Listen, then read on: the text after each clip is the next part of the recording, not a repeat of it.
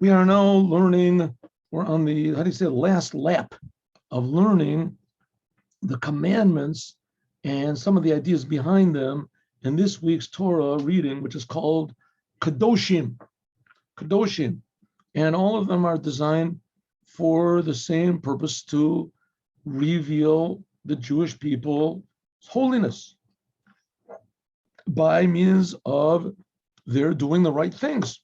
That's what it says, Kadoshim to you. Okay, so we've already learned here, there are about 50 commandments here, 51 commandments. So we've already learned 34 of them. So that means there's 16 left. So let's learn. And then we'll go to the text. See how this appears in the text. There's also a lot of commandments in this week's Torah portion, but they were repeated. This is a repetition of last week's. For instance, a lot of these forbidden sexual unions. Homosexuality is forbidden, and having relations with your mother and with your daughter and with your father's wife if he remarries, etc. So those are repeated. So the commandment is not repeated, but it's really a packed chapter of the Torah with commandments. Okay, here we go. This we already went over a little bit, but we'll do it again. Now, like I told you before, there's 613 commandments that the rabbis all agree in the Torah. Exactly what they are, there's small disagreements. If they're from the Torah, for some of them from the rabbis, which basically the commandments for the rabbis are also from the Torah, because the rabbis didn't make these things up on their own. One of the commandments of the Torah, and everyone agrees, is that the rabbis must make laws, especially laws to protect the Torah. That was the last sentence in last week's Torah portion, V'tishmoret mishmarti, that you have to make protective laws. Laws to protect the Torah. The rabbis are commanded to do this.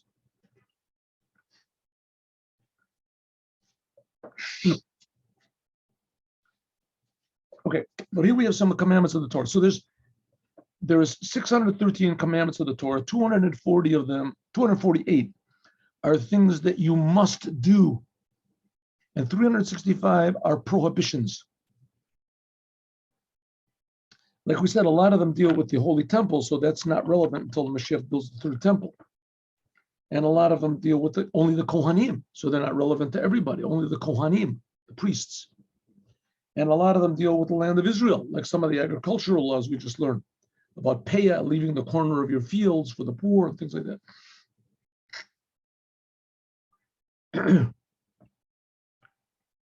And some of them are only in the time when there is a holy temple. Laws and like the Jubilee year and things like that. But in general, the commandments, according to one opinion I saw, the commandments that are really relevant nowadays are 270. Ani Yashani Belibi Air. That's what I read. Okay. 27. In any case, these are all of the commandments, whether they're relevant to us now or they won't be relevant to us now. I mean, all the commandments will be relevant to the Jewish people because learning about them is a commandment. And this is God's will. The commandments are not just, political or religious, they got together with the big synod or something like that of Jerusalem, whatever it is, and they decided all these laws, made up all sorts of laws. These are laws from God. Okay, here we go. So there, like we said before, there are three types of laws. There are laws which are totally logical. You don't need the Bible to tell you these laws. Don't kill, don't steal. The laws that just keep society going. Then there are laws which are just religious. They're not really that practical, except for religious purposes. Keeping the Sabbath, putting on tefillin, all these rituals and things like that, signs that we have. Those are, and then there are commandments which make no sense at all, not practical and not religious sense. And here we got one of them. A lot of the agricultural laws. Do not eat the fruits of a tree for 3 years. We've talked about it a lot of times, so we'll just go over quickly. Do not eat the fruits of a tree in the first 3 years after that tree is planted. That's a shlosh shanim yeh orelim. And it's also forbidden even to get pleasure from it. You have to burn it, all these fruits.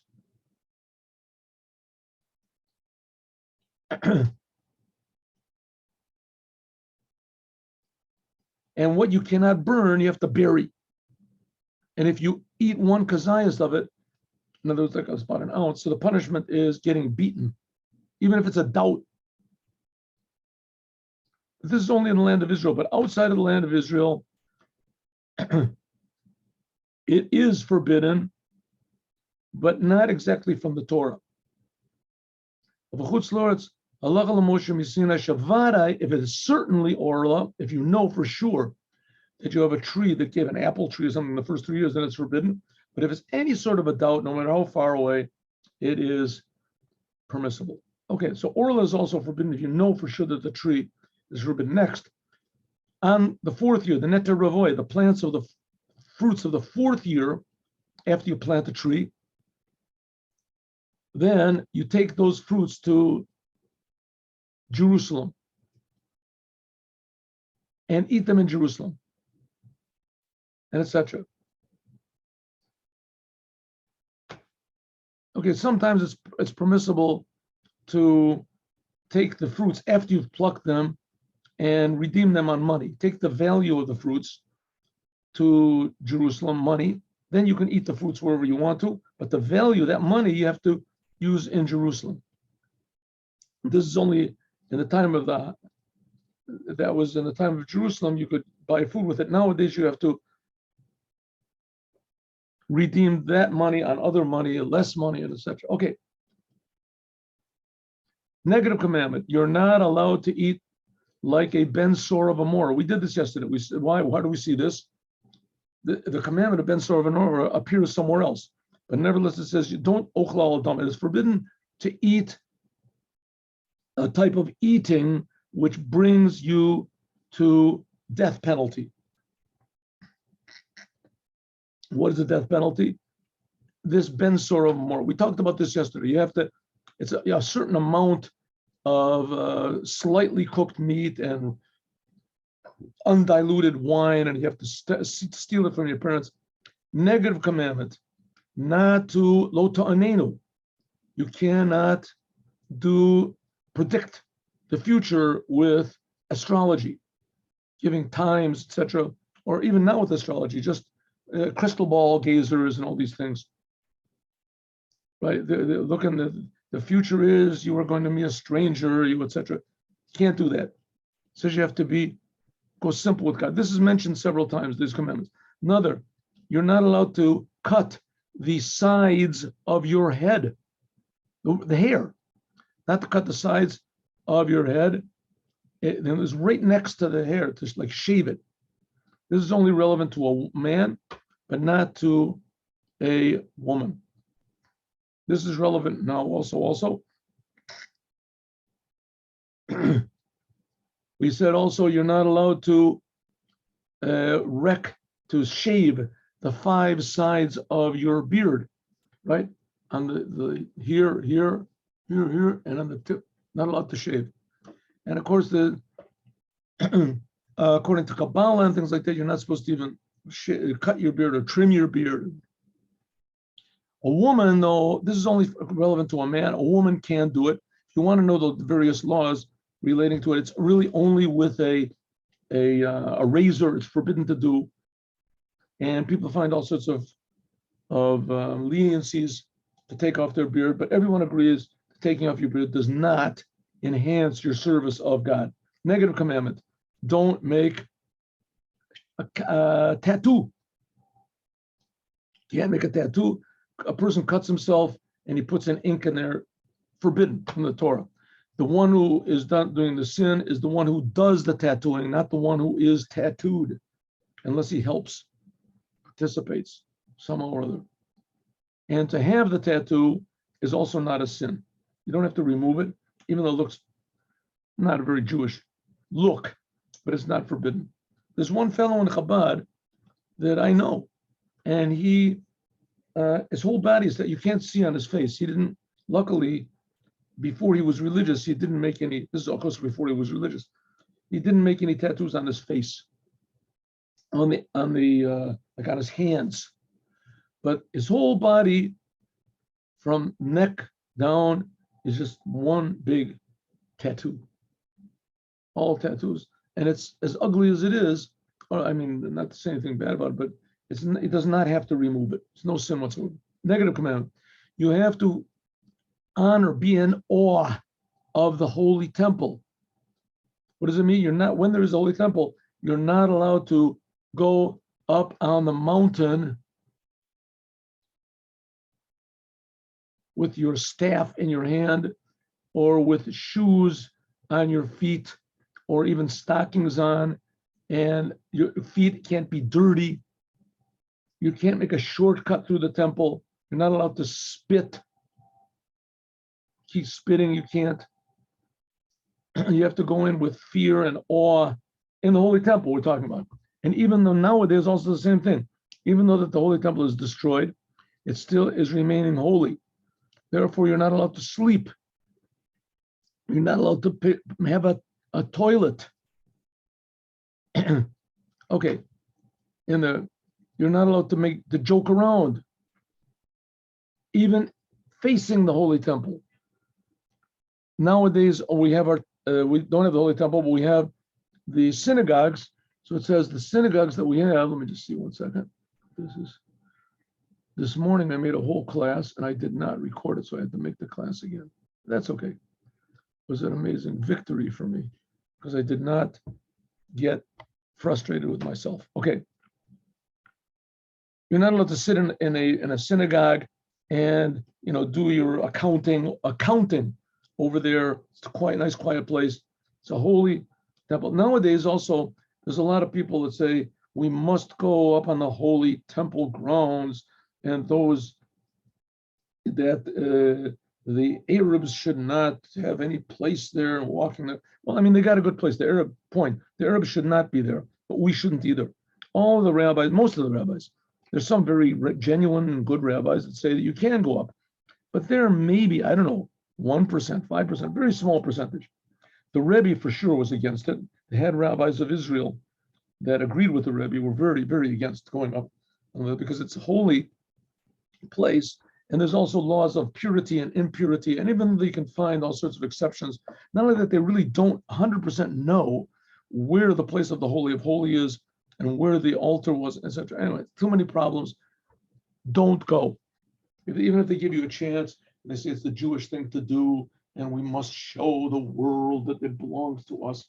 Don't worry, Mashiach is going to come and he'll show the world belongs to us. Meanwhile, don't rush in like Nadav and Avihu in a place where you're not supposed to be. Not God forbid that there's going to be a punishment like Nadav and Avihu. God forbid. If you do go up on the holy temple grounds, you do have who to rely on, but it's maybe 5% of the people. Okay, let's go. Negative commandment. Don't participate in any of the rituals of the Ov. Like it says, Al tivnu ala ovos. What is an Ov? He does all sorts of things that people hear voices, right? Somebody comes up to him and says, should I buy, amalgamated hubcaps or not? So the person says, just 1 second. And he does all sorts of weird things. And all of a sudden this voice comes out from under the ground and says, no, yes, whatever it comes out, don't do that. Also a person that takes a skull of a dead person and he makes all sorts of things until the voice comes out from the skull.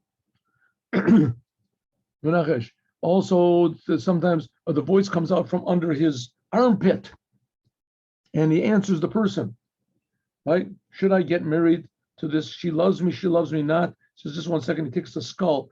Where he gets the skull from, I don't know. In the Pirkei Avos talks about this. Macbeth is a lahavdil. The ose maisim elu chayev skila. If you do a thing like this, it is punishable by stoning. Stoning. You're not supposed to. Non-Jews are also forbidden to do this. Non-Jews also necromancy and and sorcery and whatever these things are called, and magic. Okay, it's forbidden, man and female. Negative commandment: don't do yidoni. It's another type of weird sorcery. Like it says, what is a yidoni? Yidoni is that he takes a bone from this bird that is called a yadua. That's the name of the bird. And he puts it in his mouth, and he burns incense, and he does all sorts of other things, whatever they are. Could be some of our listeners are already interesting to know exactly what are these other things. Don't do it in any case until the person falls down on the ground and he says, the future will be like this, right? Buy this stock, this horse is going to win the race. If a person does this, the punishment is stoning to death. Nowadays, there is no, of course, like we said before, a person has to be warned by two proper witnesses, and he has to immediately do the sin. So it's almost impossible to get stoned. But in any case, you should know that to get killed by the court, it's impossible. You should know that God does not like it. Right? If you got out of the death punishment, but you should know that you did not in any way please your creator. Exactly the opposite. I mean, he'll create you anyway. Nowadays, there aren't any punishments of these things, but just the basic idea that you're not doing the right thing. Okay. Positive commandment. Listen to this one. An elder person, you're supposed to give him honor. And you also have to give honor to Talmudic scholars and to stand in front of them. What does it mean as an older person? Now I don't know what an older person is anymore. People nowadays, 70, 80, they're not old anymore. In any case, an older person, let's say 70, 80 years old, even though he's not a wise man, you have to stand in front of him. Or the other way around, a child who's a genius in Torah, we're talking about. But you don't have to stand up completely. Okay, what's this? Even a non-Jew, you have to give him honor in words and etc. Give him your seat. Why? Because with age, you get experience, and experience is holy. So therefore, you have to stand up and give honor even to an old person. Okay, stories, etc. Sometimes you have to stand completely. Sometimes you have to remain standing after the person continues to walk. Right? You have to stand in front of your teacher as soon as you see him. Even from the very distance on the horizon, you have to stand up for him. Okay, the interesting laws.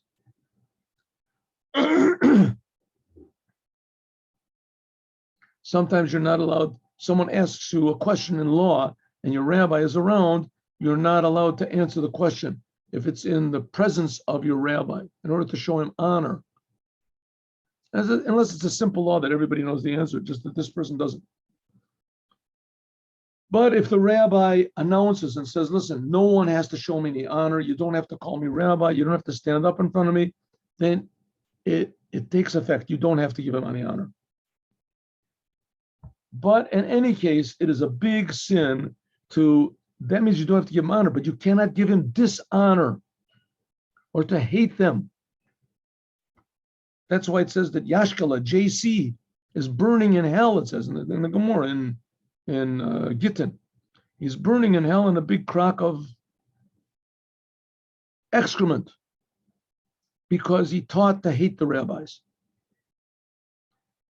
Anyone who hates the rabbis has no portion in the world to come, and he is put into exile because of the rabbi, etc. Okay. Next commandment. Don't lo set ovel b'midot b'mishkalit. You're not allowed to cheat in measurements or in weights. Like it says, lo set ovel b'mishpat b'mishkal or b'mishura. It says you're not allowed to, when you're measuring things, you shouldn't have false measuring implements, false scales, false weights, false rulers. Right? It's a forbidden, it's a negative, it's a prohibition. And then there is a positive side of it. You must have accurate scales ways. So it's a positive and a negative commandment. The negative commandment is you must not cheat. The positive commandment is you must make honest weights, etc. There's stories, beautiful stories about people who are super honest in their weights, and God did big miracles for them. Negative commandment, not to curse your father or your mother. This is an addition that says you're not supposed to curse any Jew. Remember, we learned that last week. Lo lekalel av ve'em, like it says, umakalel aviv v'imo mot yomot. This is a person that curses his mother and father is punishable by death. Huh?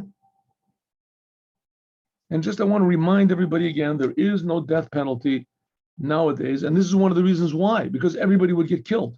Right? Nowadays, nobody shows honor to anybody. Okay. Nevertheless, this also comes from the sentence, Lo tekalel cheresh.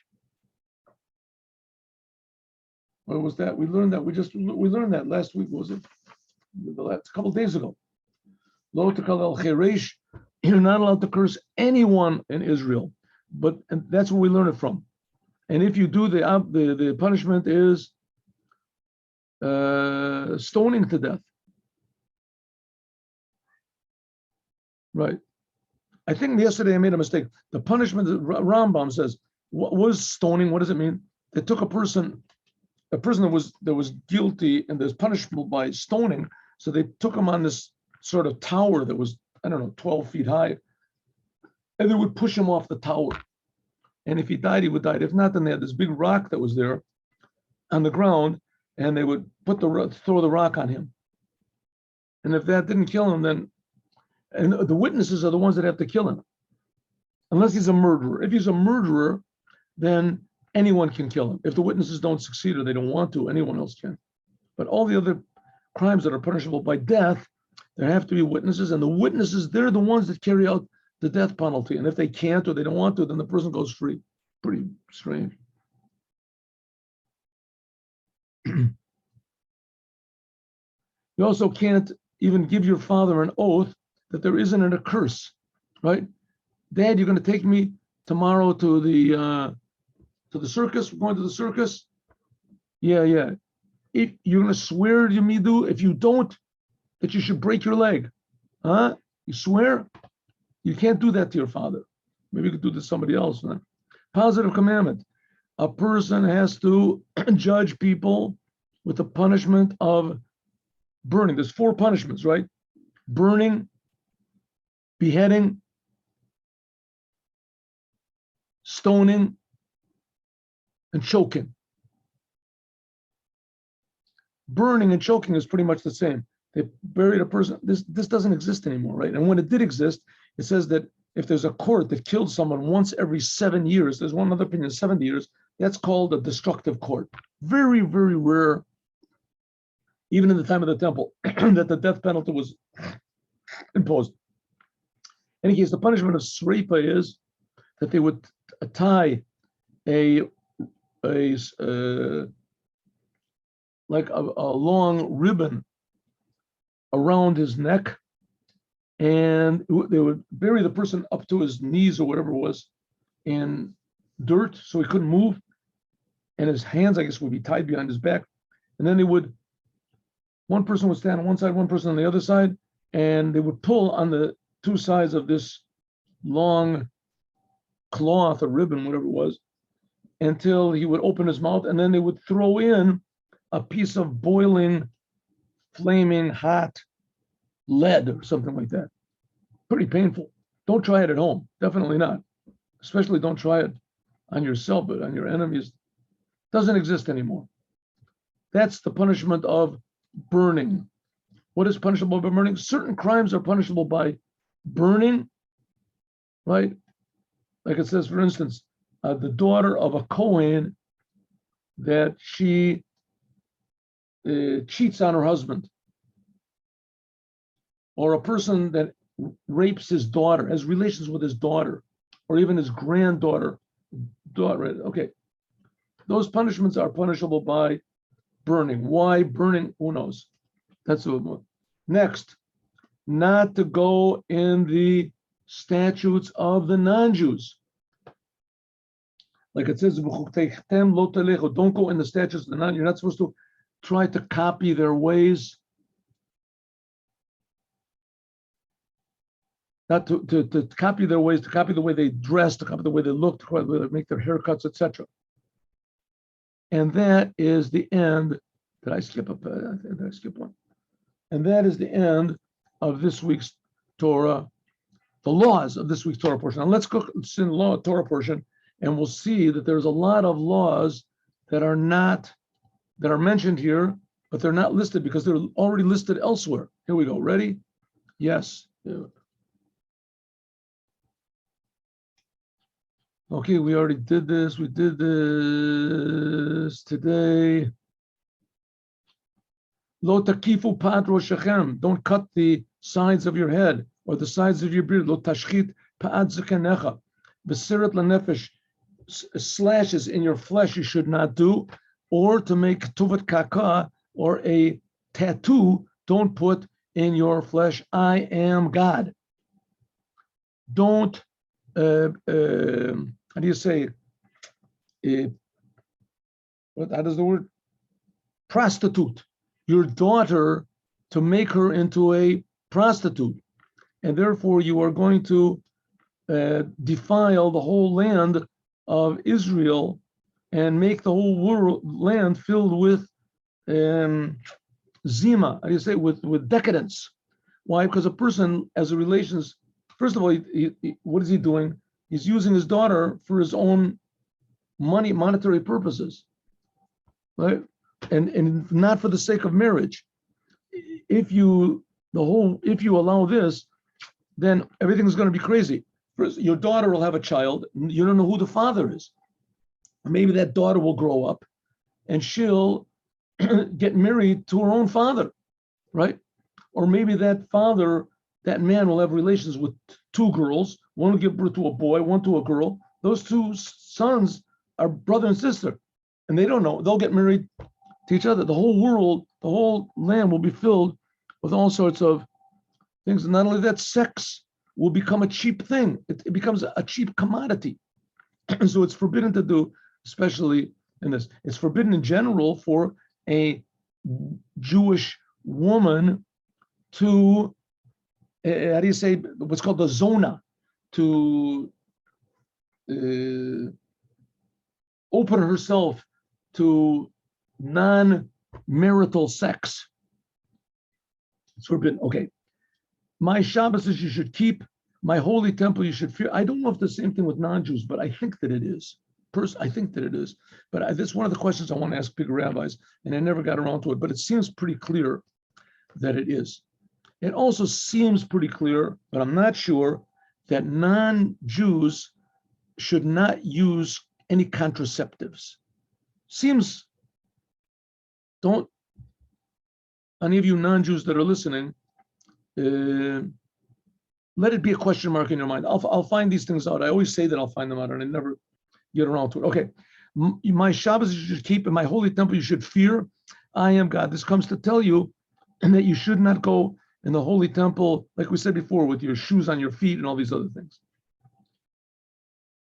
Don't go to the ovos. We said the mice ov, the Yidonim. Remember, he talks to a skull or something. Don't defile yourself with them. I am God, your God. In front of an old person, you should stand up and honor the face of an elder and fear from your God.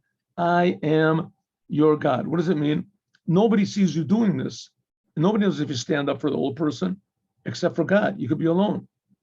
It says, it has to be an old man that has some sort of wisdom to him, not just an old drunkard or something like that. You don't have to stand up for him. But if it's an old man that seems that he has some sort of wisdom, even if it's a non-Jew, but he has, like we said before, he has experience in life, you're supposed to give him honor and stand up and say, okay, ready? If there lives in your land a ger, we're talking about a convert, lo tonu oto, don't in any way make him suffer. Don't say to him, yesterday you were an idol worshiper and now you're coming and learning Torah, right? That was given from God. Don't do it. But don't say things like this. He should be like one of just a normal citizen. And you should love him just like yourself, because you yourselves were once slaves in Egypt. I am God. The blemish was just in you. Don't say to others, right? And this we say to him, where are you coming from? You came from idolatry. The whole Jewish people came from idolatry. We were all worshiping. Because I am God, your God. What does it mean, your God? Your God and his God. A convert is the same thing as you. Don't make injustice in judgment. What type of judgment? We already talked about a judge. We're talking about in business. Here we go. In business, in measures, in weights, and in liquid measures. Masura is usually liquid measures. Let's see, it says. Masura, this is midas halach, like liquid measures also. Moznei tzedek, avnei tzedek, ephod tzedek, behin tzedek yelachem. Just scales, stones. You ever see the scales that have stones on them? Put one stone on one side.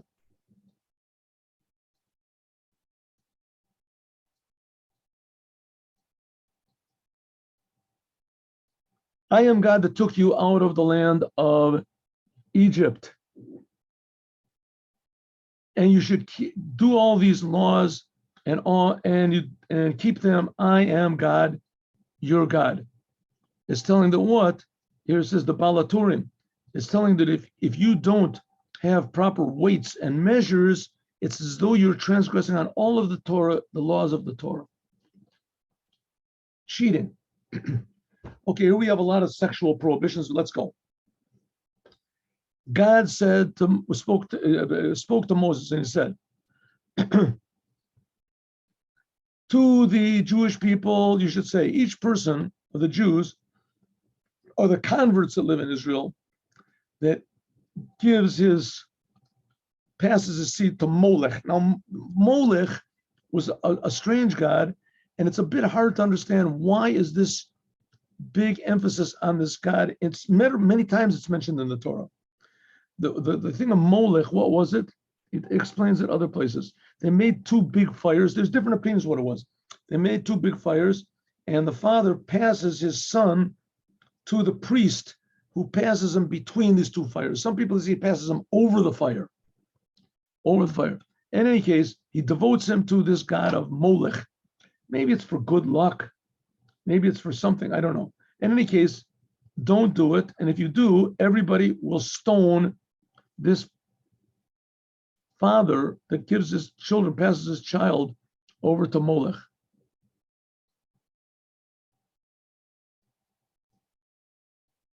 Why is it called Am Ha'oretz? These are the people, the Jews, that for them, the world was created, especially the land of Israel. Or some people say, no, these are the people that are going to inherit the land of Israel. Remember, all these commandments are given in the desert. God said, I will turn my face against the person and cut him off if he gave any of his children to Molech, because he is defiling my temple and my holy name. Next commandment.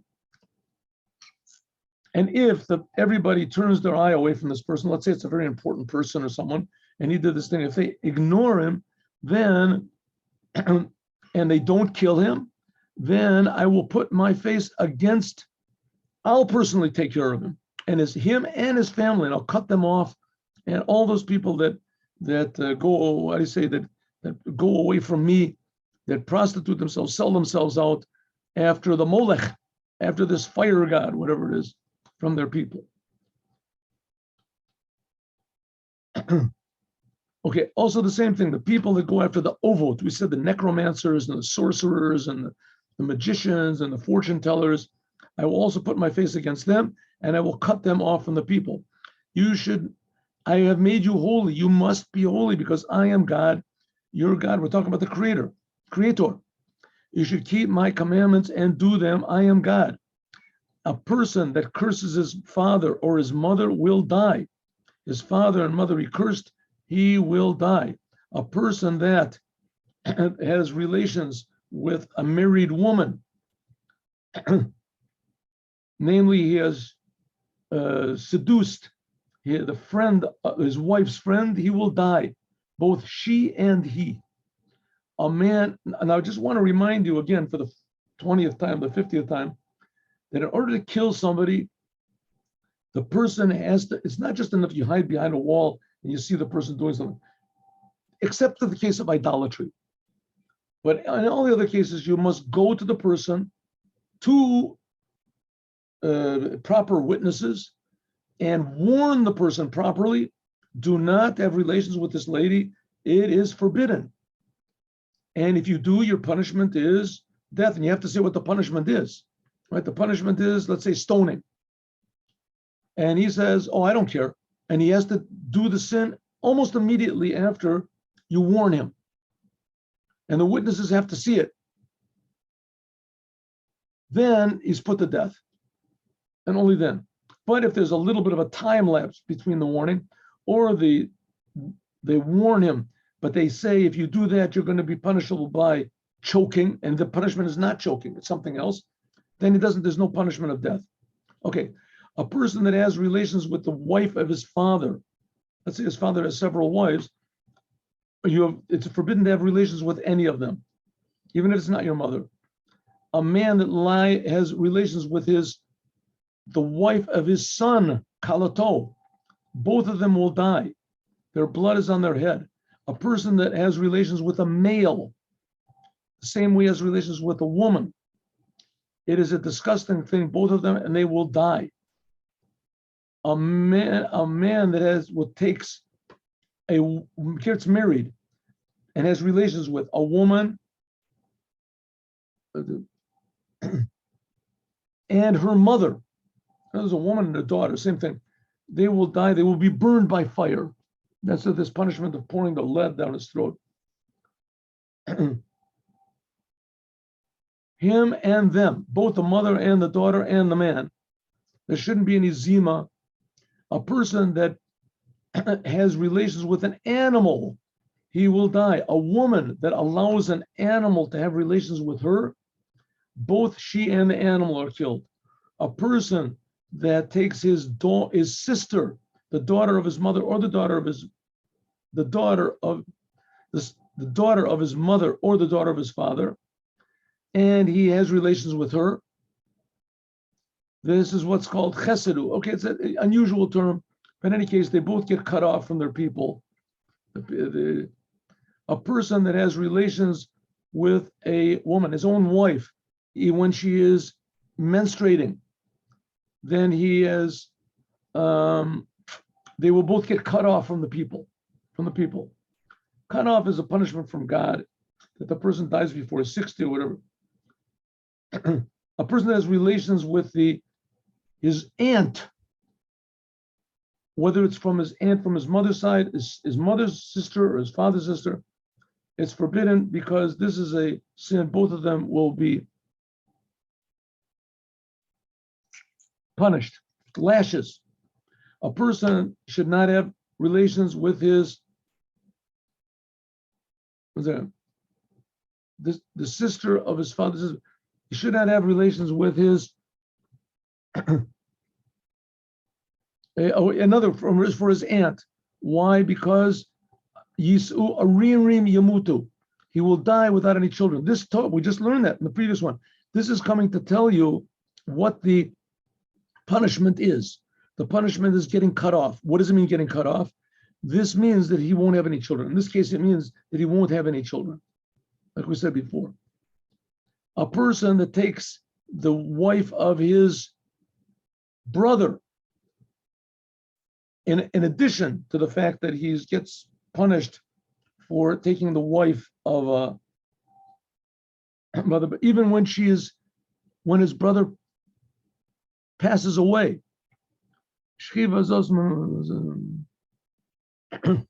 even after his brother passes away, you cannot marry his wife. You should keep all these laws and all that I have told you to do, and so that the land of Israel will not spit you out I am God that brought you to the land of Israel to dwell in it. Don't go after the statutes of the non-Jews that I send you there, because all of these asu they did that chutzpah, and I was disgusted by the Gentiles that live in the land before you. Right, there was the Canaani and the Chiti and the Perizi and the Mori and the Girgashi. And I say to you, V'mor lachem, atem tirshu et admatam, you will inherit the land of these decadent Gentiles that were there before, and I will give it to you to inherit it, the land which is flowing milk and honey, zavat, milk and honey. I am God, your God, that separated you from all of the people. You should separate yourself. You should make a separation between permissible animals and impermissible animals, between permissible birds and impure birds, and don't defile your souls in the animals and the birds and all that crawls on the ground, which I have separated you and told you that it's forbidden. Ve'item li kadoshim, and you will be holy. So what do we see? What does holy mean? Holy doesn't, in this case, doesn't mean that you pray and that you learn your Bible and you do. Non-Jews also have their rituals and their prayers and things like this. How are you holy? In mundane things. Remember, that's what the Rambam said. Do you remember? The Ramban. We learned that on the first day. How are the Jews holier than anybody else? Because even in the mundane, optional things that they do, how they brush their teeth, how they put on their shoes, even in those things, they do it the way that God says, and they do it for the sake of serving the Creator. You will be holy because I am holy, and I will separate you from the nations, and you will be for me. And again, he repeats, a person or a man or a woman that goes after the over, the Yidoni, right? To repeat it again, this, but here it's talking about the punishment. What is the punishment? Mot yamutu. They will die because they'll be stoned. Before it didn't say it, just said it was forbidden. Rashi says, here it's talking about what type of death. Death, above it was talking about your person just gets cut off. It says, if there's witnesses and you were warned properly, then the punishment is death. But if a person does the sin, goes after these, whatever is the magicians and sorcerers on purpose, but there's no warning, or there weren't witnesses or something is missing, then a person gets cut off from heaven. Doesn't have any children, dies before he's 40, 50, whatever. What if a person does it without any awareness? Then he doesn't know what he's doing, right? He knows it's forbidden, but he doesn't know the punishment, or he doesn't think it's forbidden. Then he has to bring a sin offering. All of the sin offerings in the Torah and in the Holy Temple were only if a person did a sin with, unintentionally. Unintentionally. Intentional sins, the law was just the same as now. You just have to repent. The Holy Temple was only for what they call shogeg, only for unintentional. So that which people say, now that there's no temple, how are you going to get forgiveness? It's a stupid thing, and it's inaccurate, totally inaccurate. Now that we have no temple, you get forgiveness just like you got forgiveness back then. Also the same thing, all of the same thing, anytime when it says in the Torah that a person is punishable by death, that's only if there were witnesses and if there was a proper warning. But if either one of those were lacking, then the punishment is kored, he gets cut off from heaven.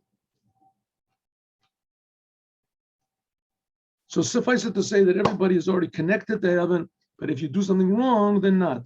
So natural state of man is good, being connected to God, but we have to encourage and strengthen that connection by doing the Torah and the commandments, and then we will be holy. Have a good day with Mashiach now, Be'ez Hashem, God willing, tomorrow, 8:15 in the morning, Chassidut.